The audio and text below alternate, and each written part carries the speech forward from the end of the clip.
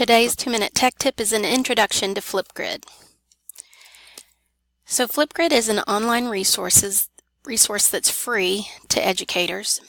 And when you go and you sign up, you can then go in and log in with your Google account, which is your Fayette County email address and password.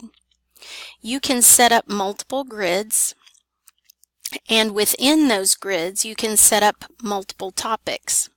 And the topic is actually what you will share with the students. So you notice that I've got some marked hidden and some active. I can just choose what I want to share. I can either share this entire grid with my students, or I can share just a single topic by clicking the share and either getting the URL to copy or a QR code. I can embed, we'll show you some of this later, on how to share it on Google Classroom or embed it into a Canvas website. Once you have the link, you share that with your students. This is what they will see.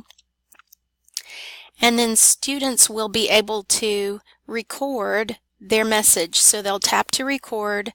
They will log in with their account for Google.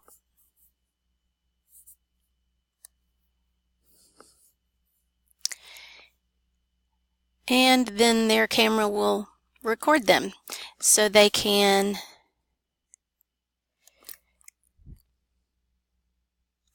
I like the Bitmoji Chrome extension because it allows me with one click to insert a little bit of personality into my web pages and worksheets.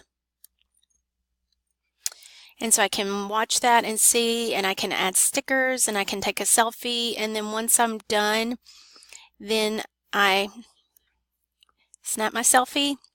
So I'm going to put whatever stickers on there if you want, and then you submit. And now as a teacher, I can set this to where I can moderate, and I can review before I let them post.